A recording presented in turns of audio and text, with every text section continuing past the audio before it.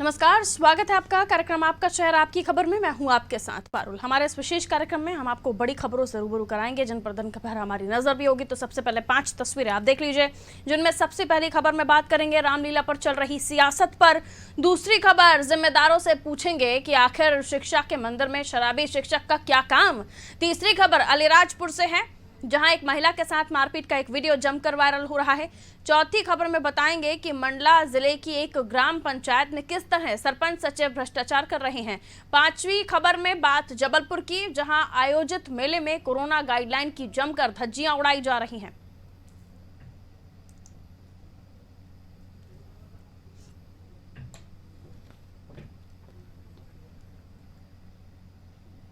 धर्म के ठेकेदारों ने सदियों से ये दावा किया है कि भगवान राम हमारे हैं, लेकिन अब राजनीतिक दल भी भगवान राम पर अपना अधिकार जमाते नजर आ रहे हैं। लेकिन भगवान राम का जीवन कहता है कि उन पर पहला हक उन वनवासियों का है जिनके साथ उन्होंने वनवास के 14 में से 12 वर्ष बिताए थे। उन दलितों के साथ जिन्होंने जंगल में भगवान राम को लेकर, भगवान राम के लिए सर्वस्व अपना न्यौछावर कर दिया था। लेकिन अब सियासी दांव खेलते हुए प्रदेश के आदिवासी इलाकों में रामलीला की तैयारी कर रही शिवराज सरकार की बात करें तो मध्य प्रदेश का संस्कृति मंत्रालय आदिवासी इलाकों में रामलीला आयोजित कराने के मूड में है। प्रदेश के संस्कृति एवं पर्यटन मंत्री उषा ठाकुर ने बता दिया है कि आदिवासी समाज को भगवान राम की याद दिलवाने के लिए संस्कृति विभाग आदिवासी क्षेत्रों में रामलीला का आयोजन करेगा। रामलीला इस देश में हमेशा होती आई है। इस बार संस्कृति विभाग ने रामलीला में अभिनय करने के लिए भी जनजाति समाज के बच्चों को चुना है। वहीं इस पर ऐतराज जता रहे लोगों को जवाब देते हुए उषा ठाकुर ने कहा, तथाकथित देशद्रोही लोग आदिवासी समाज के बीच में दुष्प्रचार कर रहे हैं। जनजाति समाज अनादिकाल से भगवान राम के साथ जुड़ा हुआ है और वो अनादिकाल से ही हिंदू है। वहीं अब कांग्रेस को जनजातीय इलाकों में रामलीला के आयोजन पर ऐतराज है। कांग्रेस विधायक उमंग सिंगार ने भाजपा सरकार पर निशाना साधते हुए कहा, प्रदेश सरकार आदिवासी विरोधी है। कांग्रेस सरकार में स्वीकृत की गई योजनाएं जिसको सरकार बंद कर रही है। मेरा विधानसभा क्षेत्र, यानी उमंग सिंगार साहब अपने कॉन्स्टिट्यूएंसी के बारे में बात करते हुए कहते हैं कि मेरा विधानसभा क्षेत्र जिसकी करोड़ों की योजनाओं को भी भाजपा सरकार ने रोक दिया है। कांग्रेस विधायक ने आरोप लगाया है बीजेपी आदिवासियों के नाम पर वोट की राजनीति कर रही है। अब सवाल यह है कि वनवासियों के राम और सियासी रामलीला, लेकिन राम किसके? सवाल यही। देखिए, ऐसा नहीं है कि विशेषकर आदिवासी क्षेत्रों में ही रामलीला निरंतर इस देश में होती ही आई है और संस्कृति विभाग इसका आयोजन निरंतर करता ही आया है। इस बार जनजाति क्षेत्र के बच्चों को भी अभिनय के लिए इसमें चुना गया। एनजीओ को विभाग इसका प्रशिक्षण कर रहा है बच्चों को बुलाकर। जो नेहरू युवा केंद्र हमारा सब जिलों में व्याप्त है, वहीं से बच्चों का चयन हुआ है और विभाग उनको प्रशिक्षण कर रहा है। खासतौर पे आदिवासी क्षेत्रों में रामलीला का आयोजन करेंगे। प्रदेश में सिर्फ आप आदिवासी क्षेत्रों में रामलीला का आयोजन क्यों करना चाहते हैं? क्या पूरा प्रदेश में बाकी जगह रामलीला नहीं दिखाना है?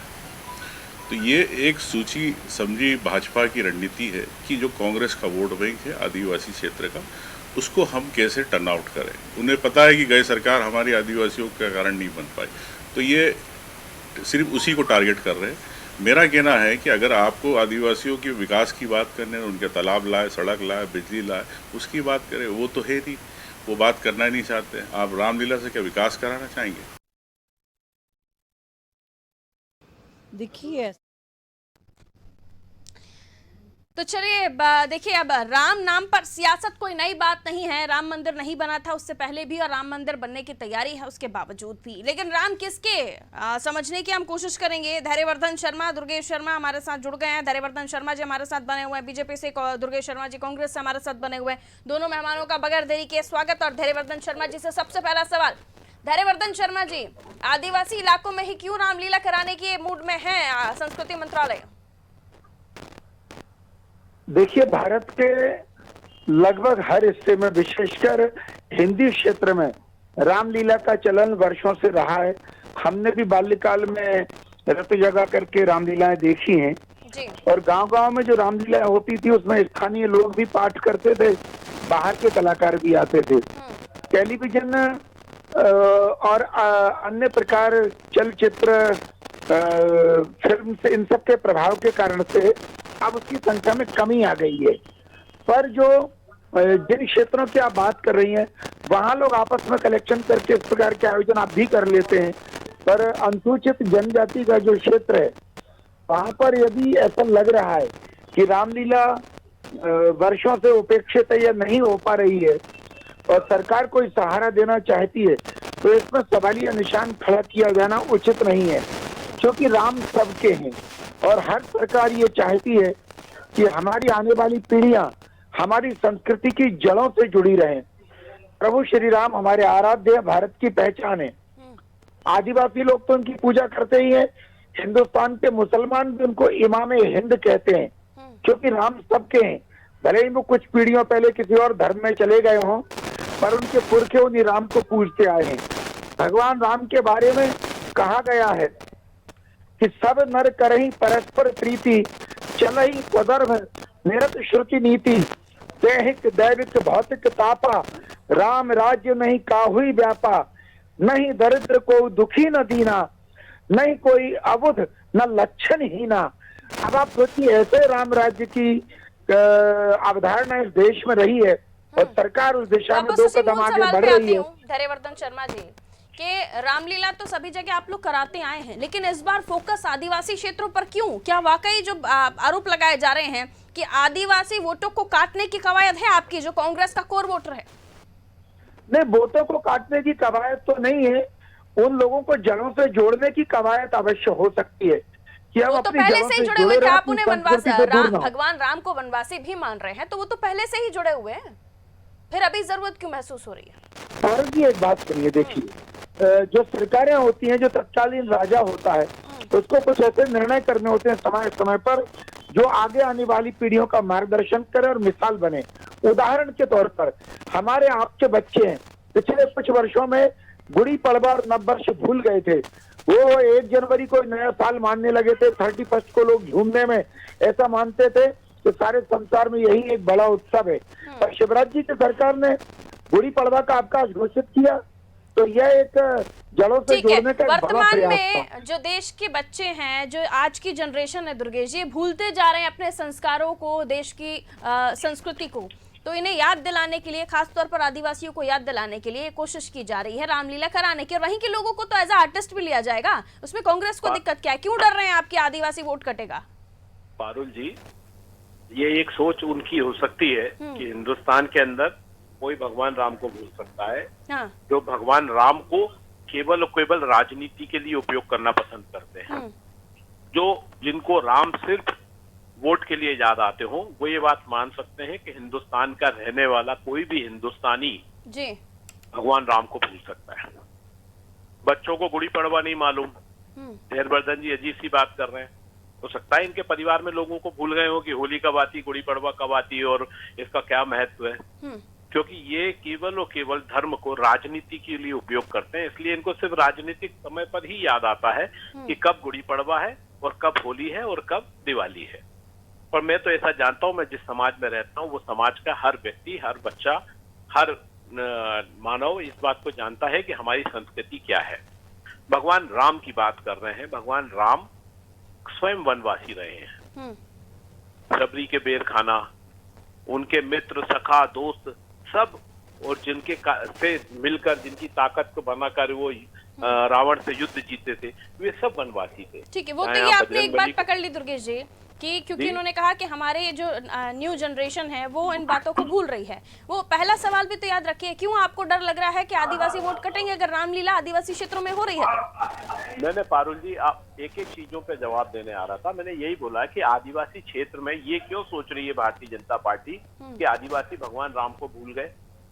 आदिवासियों के साथ पूरा जीवन व्यतीत करने वाले, जिनको हम वनवासी राम भी कहते हैं, जिनका हम आराध्य कई बार शबरी के बेर खाने वाले के रूप में भी करते हैं, जिनको हम केवट के नाव पर आने वाली पूरी गाथा हमेशा सुनते हैं, जिनकी हम बात करते हैं कि जिन्होंने निषाद राजा के संग में, निषाद राजा भी तो वन के राजा थे, उनके साथ में चल के पढ़ाई करी थी। ये सब चीजें, किस्से, कहानियां और पूरे जो हमारे बिल्कुल। आध्यात्मिक हम ग्रंथ आज है, भी उसमें सुनते सब हैं, लिखा हुआ आज है। भी सुनते हैं, हमारे घर के बड़े बुजुर्ग हैं जो हमारे मेरी बच्ची को भी समझाते हैं, दादा नानी सब बताते हैं। ये सब अच्छी बातें हैं दुर्गेश जी, विद ड्यू रिस्पेक्ट दुर्गेश जी, लेकिन सवाल ये कि उमंग सिंगार जी बार बार यही कोड कर रहे हैं ना कि आदिवासी वोटों को काटने के लिए जो कांग्रेस का मैं वोटर उसी है को बोल रहा हूं, बीजेपी ये कर पारुल रही जी। है, तो आपको मैं क्यों पारुल- ऐसा लग रहा है? और अगर ऐसा है तो आपको अपने वोटर्स पर भरोसा नहीं है?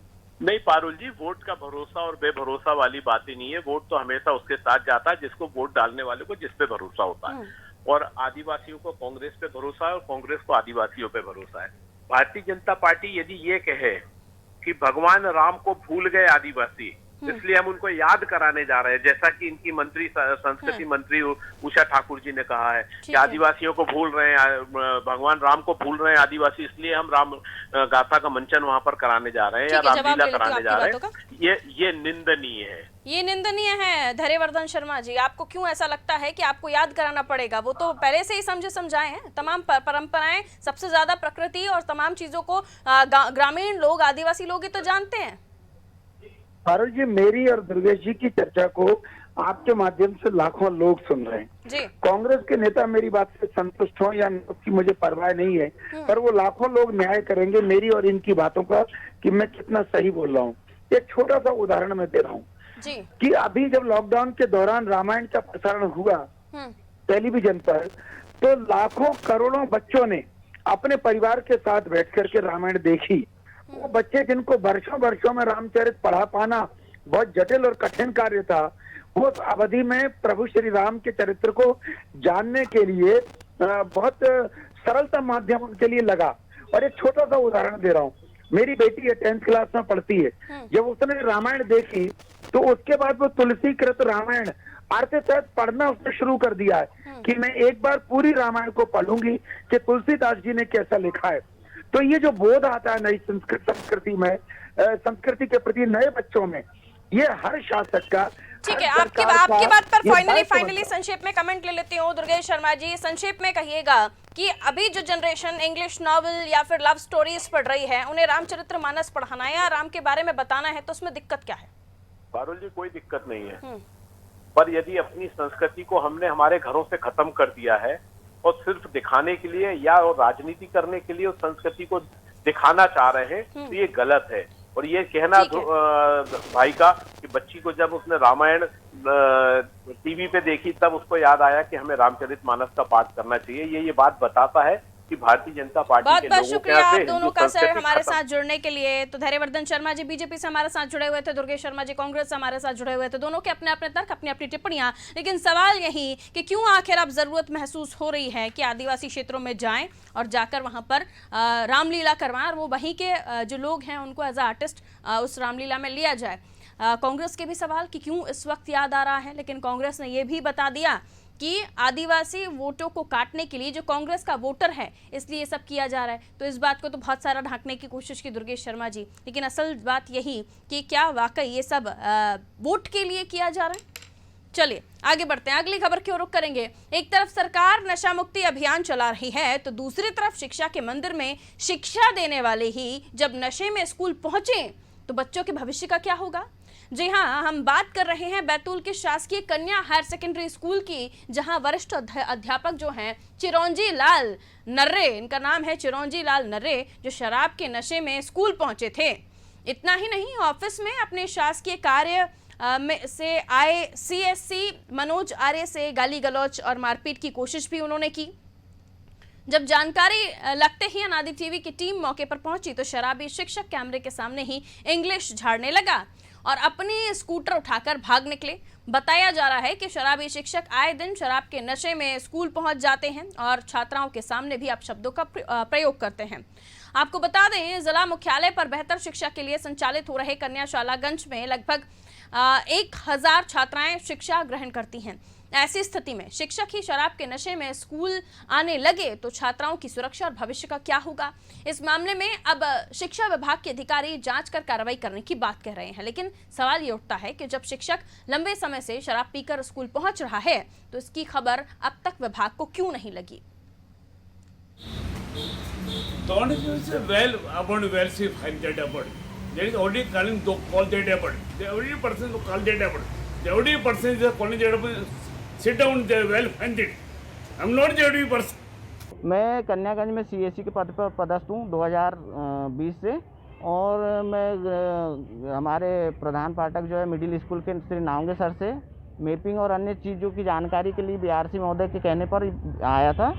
तो इनसे जानकारी, तो इनके रूम में जो है नर्रे सर बैठे हुए थे, और जब मैं जैसे इंटर हुआ तो उन्हें गाली गलौज से बात की और दारू पिए हुए थे, बहुत ज़्यादा उल्टे अपशब्दों का प्रयोग किया उनने, और बोले तू कौन होता है, क्यों आया यहाँ पर, बोले तो क्या काम है, क्यों आता है यहाँ स्कूल में, बोले। तो मैंने कहा मतलब मैं CSE हूँ कन्यागंज का, मुझे काम करना रहता है। इस कन्यागंज के अंतर्गत 44 शासकीय स्कूल है, इनके पूरे कार्य को देखना पड़ता है। तो उनने गाली गलौज करके और मारने के लिए उठ करके और अपशब्दों का बहुत ज़्यादा प्रयोग किया। मैंने प्रिंसिपल मैडम को अवगत करा दिया अभी फ़ोन से, और मैडम ने बोल दिया कि मैं अभी कल आकर के, अभी उनके स्वास्थ्य खराब है ऐसा बताया, बोले कल आकर के मैं लिखित देती हूँ। हाँ, अभी सूचना कार्यालय में प्राप्त हुई है और जिला शिक्षा अधिकारी महोदय के द्वारा जो संबंधित संस्था के प्राचार्य हैं उनसे चर्चा भी की गई है। तो ज्ञात हुआ है कि वहाँ कोई घटना घटी है, उसके बारे में विस्तृत प्रतिवेदन प्राचार्य से चाहा है, और जैसे प्रतिवेदन प्राप्त होता है आवश्यक अनुशासनात्मक कार्रवाई की जाएगी। तो शिक्षक ही अगर शराबी हो जाए, यानी जो गुरु जो शिक्षा देते हैं हमें, अगर वही नशे में धुत हों, तो भला पढ़ाएगा कौन? कौन गुरुजी होंगे जो शिक्षा देंगे? और ऐसे में शिक्षा का बंटा ढार ना हो तो भला क्या हो? कुछ ऐसे ही सवाल है। सचिन हमारे साथ, हमारे संवाददाता फोन लाइन पर मौजूद हैं।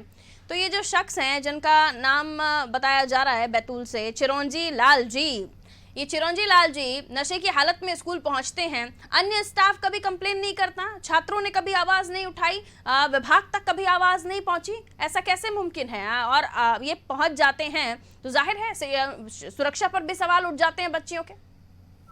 सचिन, जैसा कि मैं बता दूं कि जो बच्चे लोग हैं वहाँ पे बहुत डरे हुए रहते हैं कि जो टीचर है वो अगर हम इनके नशे में हालत में रहते हैं, जबकि लड़कियों को भी वहाँ पर लड़कियां 1000 से 1100 से 1200 लड़कियां है शिक्षा लेती है। वहाँ पर अगर कोई आवाज उठाने को दिखता है तो शिक्षक लोग उसकी आवाज वहीं दबा देते हैं। सचिन, ये देश हमारा लोकतांत्रिक देश है और यहाँ हर एक को अपनी बात रखने का, अपनी आवाज उठाने का हक है, तो भला ऐसे कैसे दबा दी जाती है आवाज? आखिर कौन सा खौफ है? सिर्फ टीचर, जो टीचर होते हैं, टीचर आ जाते हैं, उनको बस वो बताते हैं कि मैं तुझे फेल कर दूंगा या तो तुझको क्लास से बाहर कर दूंगा। इस चक्कर में बच्चे लोग वहीं की वहीं बात दबा देते हैं। आने वाले समय में ये देखना होगा कि जो मैडम महोदया ने कहा है कि तबीयत ठीक नहीं है उनकी, आगे कार्रवाई करेंगी, अब वो कब तक कार्रवाई करती हैं देखने वाला विषय होगा। वरना इस तरह से अगर शिक्षा शराबियों के हवाले है तो न जाने देश का क्या होगा। बहुत बहुत शुक्रिया सचिन जानकारी देने के लिए। तो चलिए अब बढ़ेंगे हम अगली खबर की तरफ, और अगली खबर में बात होगी अलीराजपुर की। जी हाँ, फिलहाल आपने देखा किस तरह से हमने यहाँ शिक्षा को लेकर बात की। अब हम अलीराजपुर की बात कर रहे हैं।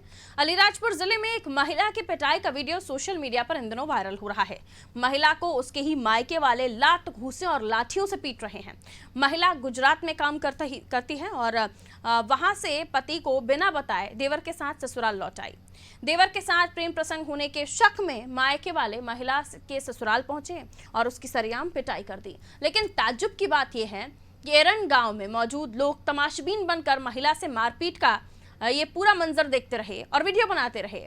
मारपीट के बाद आरोपी वहां से फरार भी हो गए। वीडियो वायरल होने के बाद पुलिस ने आरोपियों पर केस दर्ज कर उनकी तलाश शुरू कर दी है।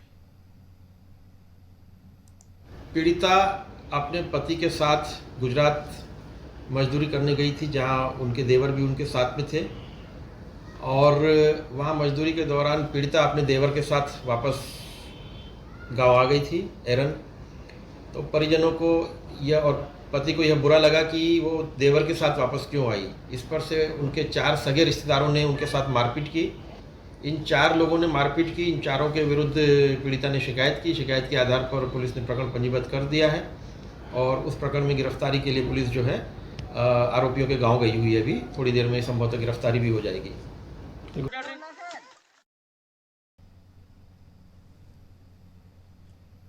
तो किस तरह से महिला के साथ मारपीट हुई, ये वीडियो साफ बताता है कि बेरहमी से उसके साथ उसे पीटा गया। सिर्फ महिला का कसूर इतना था कि वो अपने देवर के साथ गुजरात से वापस अपने मायके लौट आई थी। लेकिन यहाँ तक आकर उसके ससुराल वालों ने उसके साथ किस तरह से जानवरों की तरह बर्ताव किया, किस तरह से मारपीट की है, किसी से छिपा नहीं है, ये साफ आप देख सकते हैं। और ऐसे में सवाल यही कि हमारे समाज को क्या हो गया है, उन लोगों को क्या हो गया है, जहां एक तरफ तो वो महिला दिवस पर महिलाओं को पूजते हैं, इस तरह से ही समझ में आता है कि सम्मान उनका किस तरह से होता है। नवरात्रों में बेटियों को, महिलाओं को माँ देवी स्वरूपा माना जाता है, लेकिन देखिए ऐसे समय पर जब मारपीट हो रही हो तो इन्हीं लोगों की सोच कहाँ चली जाती है, इन्हीं लोगों की संवेदनाएं कहाँ चली जाती हैं। संवाददाता सुनील फोन लाइन पर इस वक्त हमारे साथ मौजूद है। सुनील, क्या कुछ मामला हुआ, उस वीडियो के बारे में भी बताइए, और अब इस पर कार्रवाई किस तरह से हो रही है, ससुराल वालों पर क्या कार्रवाई हो रही है जिन्होंने इस तरह से पिटाई की है, बताइए सुनील। पारुल, मैं आपको बताना चाहूंगा कि ये वीडियो लगभग 10 दिनों पुराना बताया जा रहा है और ये आजाद नगर थाना क्षेत्र के एरन ग्राम का है।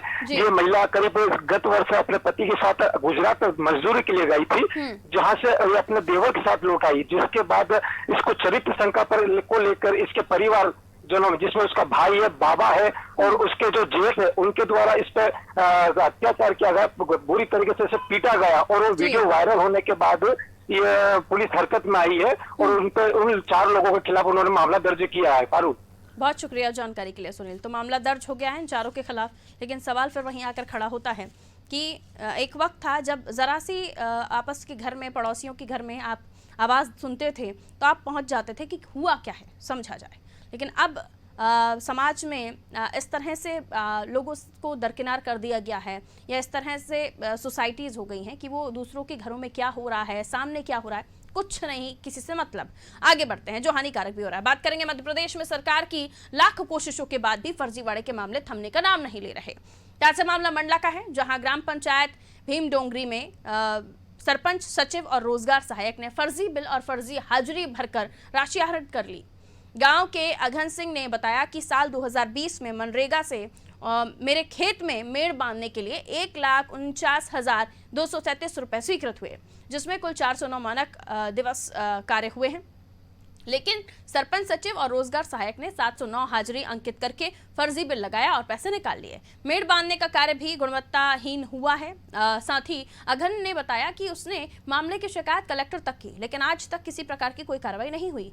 गांव की छोटी बाई बताती हैं कि साल 2017 में प्रधानमंत्री आवास स्वीकृत हुआ था, जिसकी मजदूरी भुगतान करीब 18,000 रुपये आज तक नहीं मिले हैं।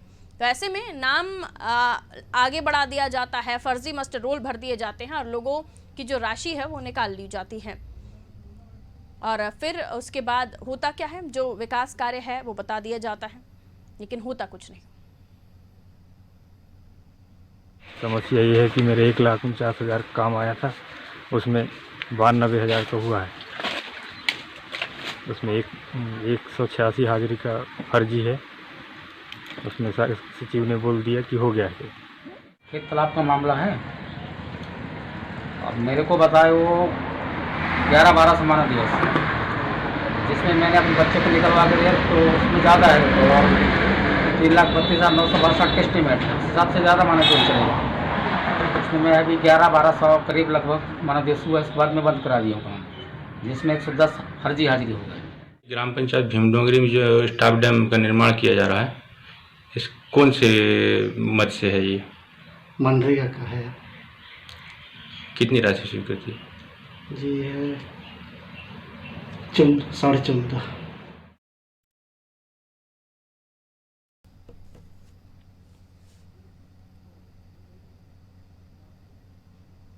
और बढ़ेगी अगली खबर की तरफ। कोरोना के बढ़ते संक्रमण को देखते हुए मध्य प्रदेश सरकार ने सभी धार्मिक आयोजन, रैली, जुलूस, मेला, प्रदर्शनी को रोक दिया है, रोक लगा दी है इन पर। लेकिन सरकार के आदेशों को नजरअंदाज करते हुए जबलपुर में ओजस्विनी मेले का आयोजन किया जा रहा है, जहां रोजाना करीब 4,000 लोग पहुंच रहे हैं। स्थानीय प्रशासन और मेला प्रबंधन ना तो सोशल डिस्टेंसिंग का पालन करवा रहा है और ना ही मास्क लगाए जाने पर ध्यान दे रहा है। मामले में जब ओजस्विनी मेले के मैनेजर आलोक सक्सेना से बातचीत की गई तो मेले के आयोजक ने मामले में लीपापोती के भरसक प्रयास किए। मामले में जब अपर कलेक्टर से चर्चा की गई तो उन्होंने तत्काल मामले की जांच के आदेश दे दिए हैं। हम तो किसी को अंदर घुसने नहीं देते, हम लोग बाग यहाँ से जाते हैं और मास्क उतार देते हैं। सर चलिए ठीक है, हम क्राउड की बात करें तो क्राउड नहीं मानता है, क्राउड मास्क नहीं, हम दुकानदारों को भी बोलते हैं। सर कैमरे में ये चीज कैद हुई है। चौपाटी की बात करें जहाँ खाने पीने का हो रहा है, वहाँ पे पूरे स्टॉल में कोई भी व्यक्ति मास्क लगाया हुआ नहीं था।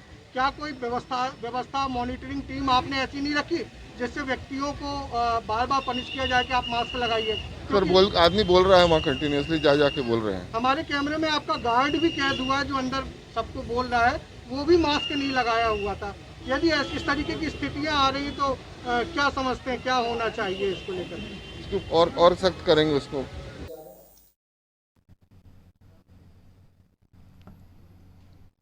और इसी के साथ कार्यक्रम आपका शहर आपकी खबर में इतना ही। आप खबरों के लिए बने रहिए अनादि टीवी के साथ। नमस्कार।